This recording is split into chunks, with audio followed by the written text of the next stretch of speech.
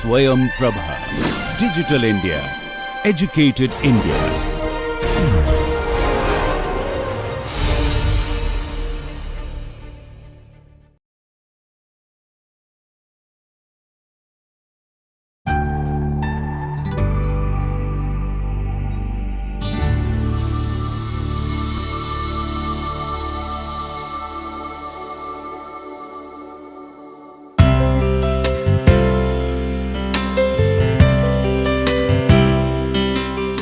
In this lecture, we will discuss the the urban village and unauthorized construction, its origin, how it develops, and what are the implications and the situations, and what kind of interventions we can take as a part of the housing strategy.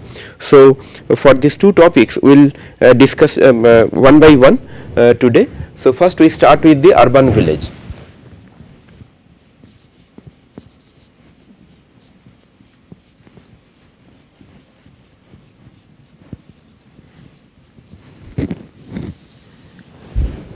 I hope that you can recall from our lecture in the beginning when we introduced all the categories and typologies of the housing. That time we mentioned that what is urban village, how it develops. So, in continuation of that, we can tell that urban village is one of the typology which comes under the organic development. Organic, that means it develops on its own without any planning interventions, and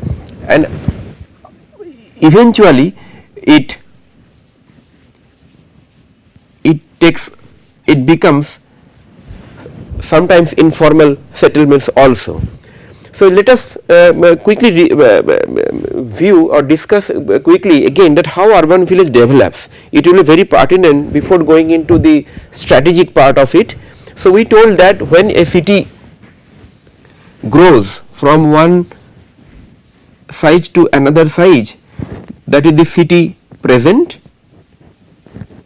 and in future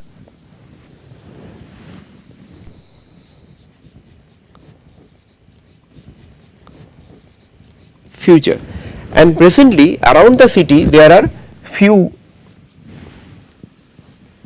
village settlement, and which is common for every city, every region, and these village settlements are connected with sort of rural and the district road like this. So, these are the village settlement, but think about this future settlement when from the present it will grow to the future, like this is 2016 and maybe this is 2036. After 20 years it will be a bigger city, and that time it will surround the developed, it will develop around the village. So, the changes in this village will be surrounded by the urbanization,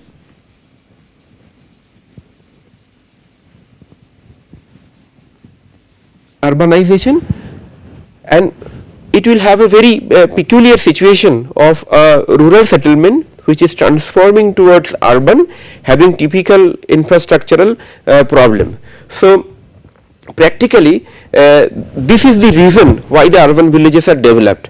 So, the consequences or implications of urban village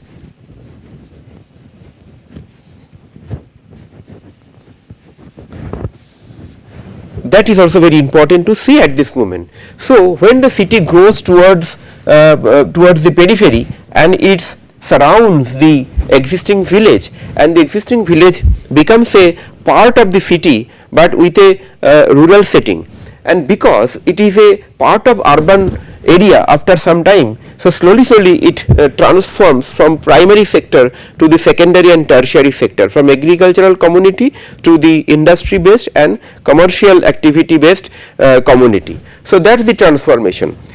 Another very important transformation which is observed during this period is the land value. For example, if I take a sectional view like this, the current land value structure will be something like this.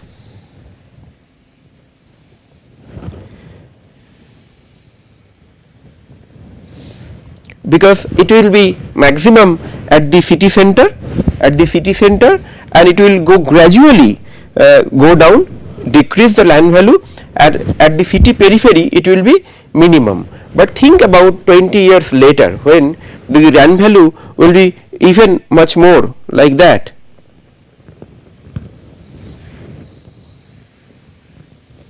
Like the pattern will be same, but its value will be increased every point of at every distance.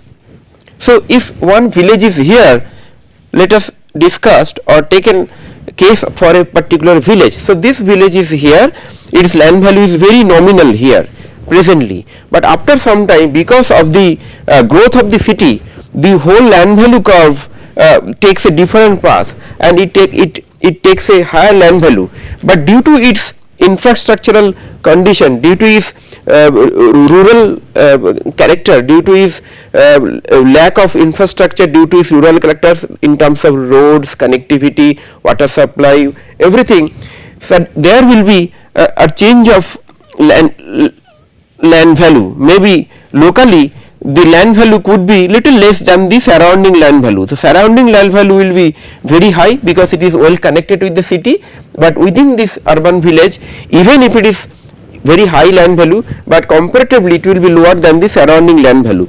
So as a result, the people, they get little lower land value than the average the surrounding area. So as a result of that, they purchase land, they make their house inside the urban village. So as a consequences of that, these are the factors which we observe. Number one, we see high density development.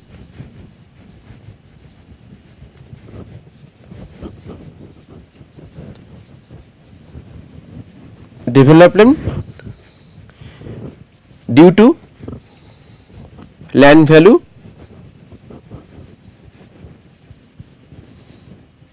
dynamics. Okay, that is the major trend. Second is, we see since it is basically rural area, but it faces a high density development, very high growth in terms of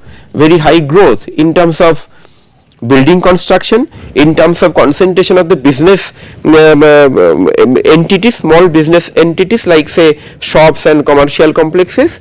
So it faces a congestion. Why congestion? Because if you blow up this area, if you see this area you will find that the village, which was a village earlier with a very narrow road, right, with a very narrow road,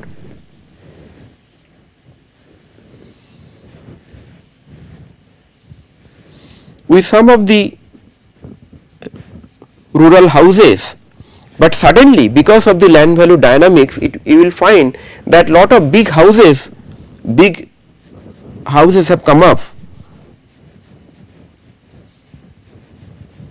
Okay, but roads are not that much wide, roads are narrow. Like you will find that maybe within 10 feet or 12 feet, you will find that G+5, G+6 or even multi-storied apartments have come up, and multi-storied apartments have come up only because the land value is locally competitive land value, and because of that people are getting little more affordable houses than the surrounding areas, which is inside the city or maybe the other areas. So that's why the bigger houses are coming, and since the bigger houses, bigger housing complexes are coming, the more denser development, more density, and more density means it is the concentration and pressure on the road and the infrastructure. But the roads and infrastructures are not adequate, because being a rural area, and even if after some time, if this is the urban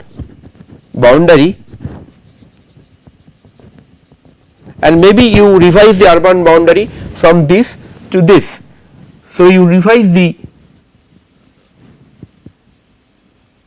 boundary, But you see that even if you revise the boundary, you don't you see that it is already been developed, already been congested. So because of that, you will find the congestion in terms of stress in road and connectivity,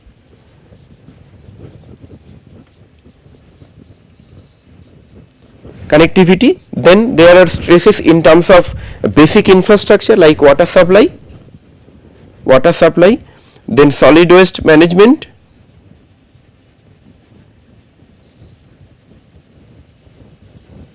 then the sanitation, all the basics. That means you will find very fantastic buildings within the site, because they are rich people, they have developed the buildings. So on site, within the site, you will find that high density building, very compact buildings, but off site you will find that it is the stress in the infrastructure. That is the very important consequences of the urban village. Now what kind of interventions we can do? Now if we let them grow like this, ultimately it will become a disastrous situation. For any disaster situation like earthquake or flood or any disaster, the lot of casualty, a lot of losses will be there, because it is congested. Minimum spaces are not there for the connectivity and road, no scope for evacuation, no scope for any medical emergencies there. So for that reason, the interventions are basically strategic interventions. You cannot dismantle every building, every site and redevelop the whole site. So the strategies will be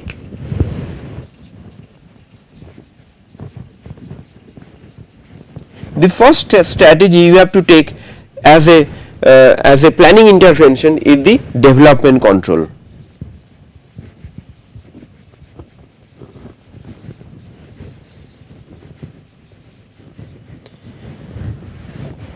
So this development control is possible if it brought under a planning area.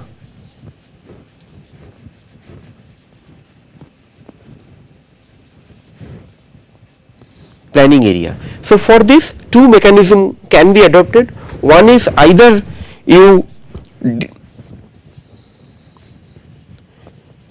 delimit the boundary of the city, delimit the boundary of the city like this. So this becomes your revised boundary. Once it becomes included under the revised boundary of the city, so city municipal corporation will take a planning action in terms of development controls, building bylaws, or you can bring it under some separate planning area, under some different planning area, under town and country planning act. Please recall our discussion about the Town and Country Planning Act. We told that Town and Country Planning Act is the mother act to provide the planning interventions in every cities.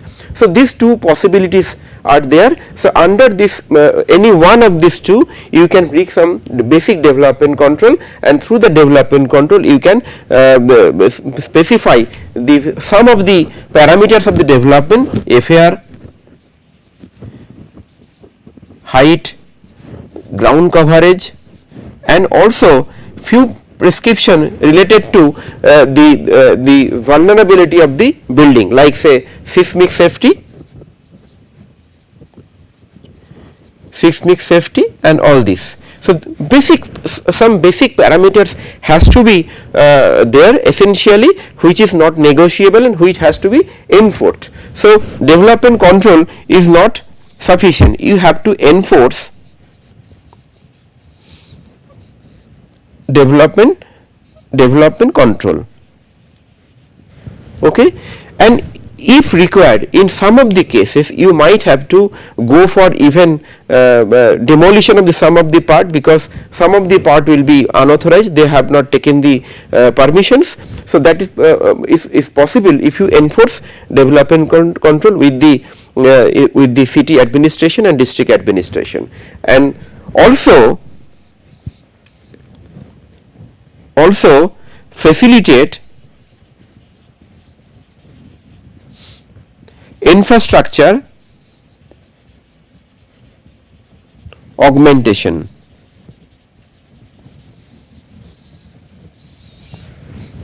Like if you don't facilitate the infrastructure, the whole area will be lacking the infrastructure. So what you can do, that when the bigger chunks of the lands are purchased by the developer and the development permissions are sought out, so that time you can ensure this infrastructure through the development control.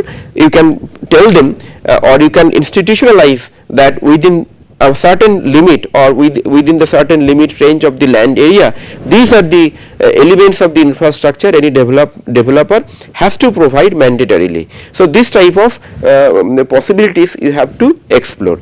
So but definitely it is not possible to improve all the infrastructure which is already developed. So for all those areas you have to try your level best, so that you can within the available space you can remove all the encroachments and you can widen the existing roads and connectivity. So that is possible through development control for the new areas, and development control, and ensure, and as a public authority you can develop or widen existing road as far as possible. You cannot have cannot widen a road of say 10 feet to a 60 feet road, but definitely if you negotiate with them, if you work with them, the 10 feet could be 20 feet road, so that at least two car can pass for the emergency purpose. Other than that, if you find that any area which is not that much congested, it partially congested, maybe one part because of the city vicinity, it has become congested, but other part is not that much congested. So for this type of area which is not congested, and you can do some amount of planning interventions in a better way, in a new areas of planning you can make. So those areas you can explore some land readjustment exercise. I told about the land readjustment exercise. Through this exercise, what we do, we realign the roads in a geometrical fashion and make the plots like that. So those kind of exercise could be possible, land readjustment exercise could be possible if there is already not much congestion and some of the building needs are there. You can negotiate, you can take a holistic look of the area and you can apply this tool. So through this kind of methodology, one can be very much kind of a control mechanism which needs to be enforced by your machinery, administrative machinery. You can facilitate infrastructure in the new areas and the existing areas, and also you can explore land readjustment. Now let us another very important factor is that if you find that there are chunks of the urban village which is making a congested chunks or like kind of a concentration of many clusters of the urban village. So how you can integrate that urban village with the existing city, that becomes also very important. So for this city, when you make the future housing strategy for say 2020-26, so that time you integrate them. So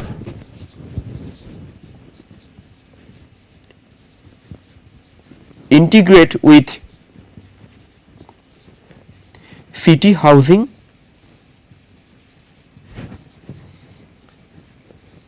strategy.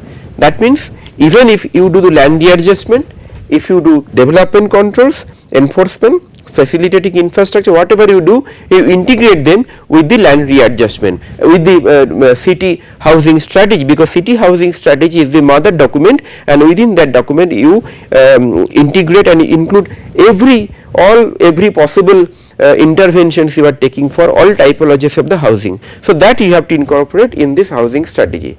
Now let us discuss the unauthorized construction, because that is also very important typology, though it comes completely as informal settlement,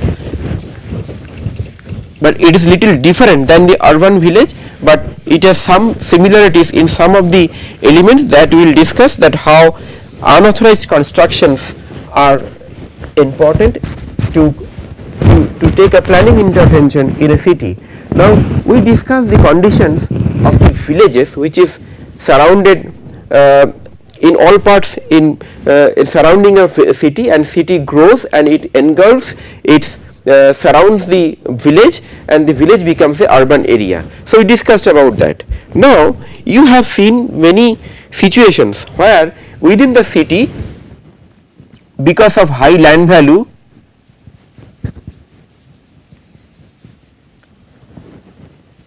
and you know that high land value depends on the high connectivity, better connectivity. So because of the better connectivity,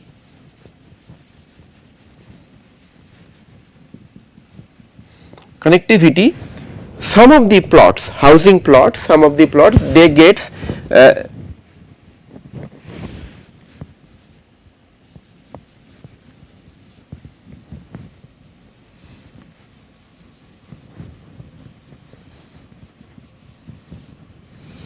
unauthorized constructions because of the high land value and better connectivity.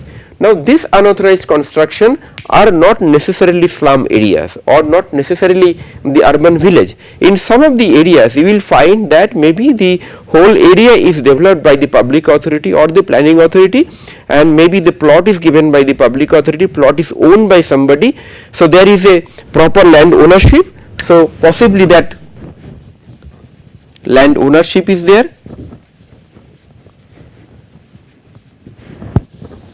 but because the land value is high and there is a better connectivity, so there is a high demand of the affordable house. So because of that, because of the high demand, and when there is a high demand, there is a possibility for more profit by selling out the houses or by renting out the houses. We talked about the rental housing scheme. So in rental housing scheme, in this type of cases, the people rent out the additional areas which they don't require for additional income or for extra remuneration. So take an example that if this is a plot of say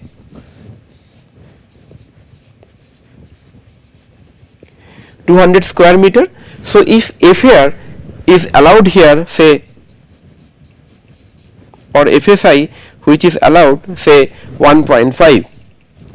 So if FSI 1.5 is allowed, therefore the built up area becomes, total built up area becomes 300 square meter. Now this 300 square meter could be developed like in 3-storied possible, or maybe 2-storied.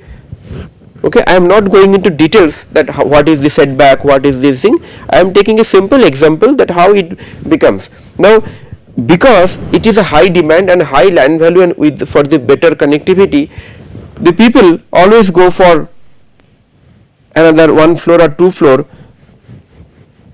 So this becomes FAR or FSI 1.5, and they consume another 0.5 to 1 or even 1.5 FSI. So this part which they are building over and above the building part which is allowed as per the rule, it becomes the unauthorized construction. Now often this construction is taken without any permission from the authority. So whereas the the cases of urban village we discussed, the urban village basically is not fully unauthorized. They are basically rural settlement, they have the land ownership. Most of the cases the buildings are authorized, but even but due to lack of the planning authority, they take the permissions from the panchayat authority. But here it is what we see, that it is a desperate attempt by the people to construct illegally to get more profit. So for this type of cases our approach will be little different. So similarly, like urban village, some consequences are similar. For example, the major consequences related to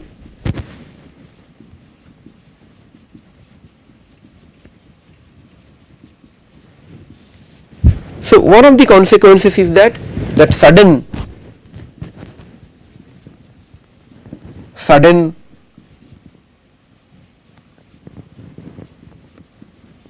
land value rise and leading to congestion. Now due to this congestion you find that stress in infrastructure.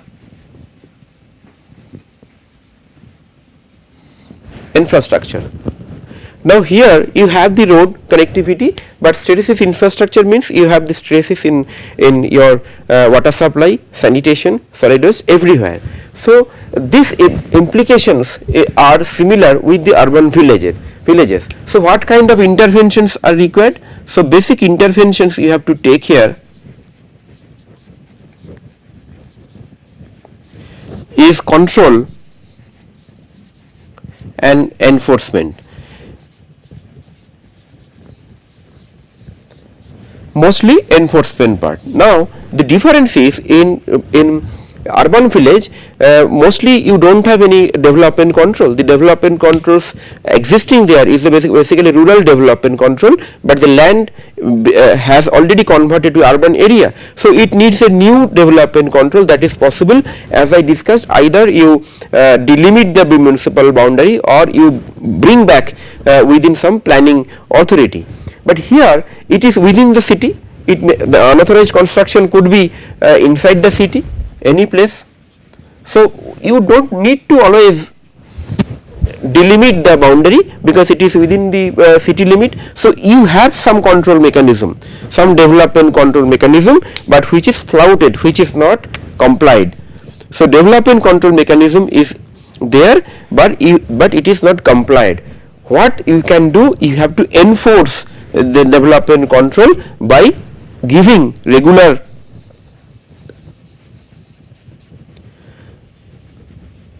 vigilance and notification for allowing them or for imposing them or doing the statutory permission. Now for the statutory permission there are approaches like you can regularize some of the construction beyond some limit. For example, the permitted FAR is 1.5, the government can take a policy that up to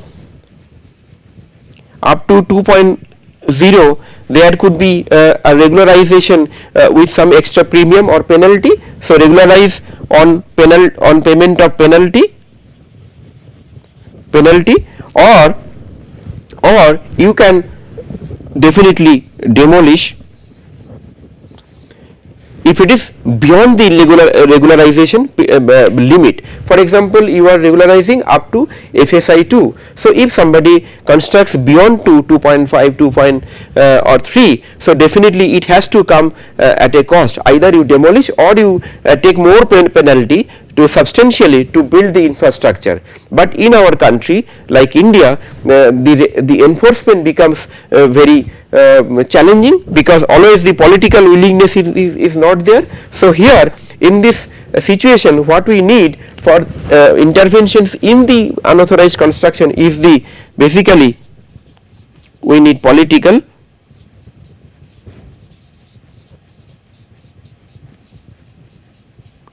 willingness. But as a planner, you always take this type of action, and you can place to the decision maker to take appropriate action, and advocate also. Only giving the proposal may not help you, but definitely you have to advocate at various levels, so that the appropriate interventions are taken at every step. And also in some cases on payment basis, if the government regularize the area and take some penalty, and in return they can definitely augment some of the infrastructure also. Augment infrastructure.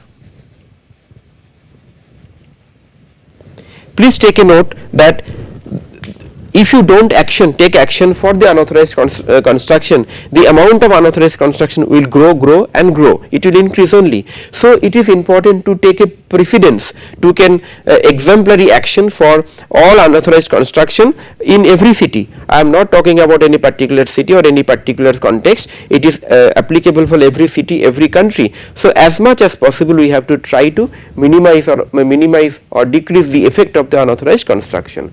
So today we have discussed two very important elements in the housing strategy, which is by and large informal in nature. The first element we discussed about the urban village. Urban village, you know, it's developed from a rural setting, when the city surrounds the village, and it transforms from the rural sector, the agricultural economy, to the service economy, and after that it becomes a part of the city. So we can do two types of interventions. We can delimit the city boundary, we can bring the urban village within the city boundary, or we can create another planning boundary with Town and Country Planning Act, number one. And also we can institutionalize the development control, enforce the development control, we can augment the infrastructure, we can integrate that infrastructure and development control in the overall city housing strategy for urban village. The second part what we discussed is the unauthorized construction. Contrary to the urban village, the unauthorized constructions are always a kind of desperate or desperate attempt to flout the rules and the development controls, and that comes within the city. Unlike the urban village, it is within the city core areas also unauthorized construction are available and can be visible. So for unauthorized construction, your approach should be for enforcement, because development controls are there, but it is not complied. And after the regular vigilance and the notification, you have to regularize them with penalty or additional penalty beyond some limit, and in some cases you can augment the infrastructure, and also you can demolish some of the structure which is beyond the even the regularization extent, and which is also creating lot of problem in terms of infrastructure condition, because we have talked about for both the cases the stress is infrastructure is the one of the major consequences for these two types of development. So we can take the for both the cases the right kind of action if the political willingness is there, but as a planner definitely you have a role to take the action, short term action and long term action. So we close this discussion here. The next discussion will discuss about the pavement dwellers and night shelters. These are also very important part of the housing strategy, though a kind of informal settlement. So thank you for attending this lecture.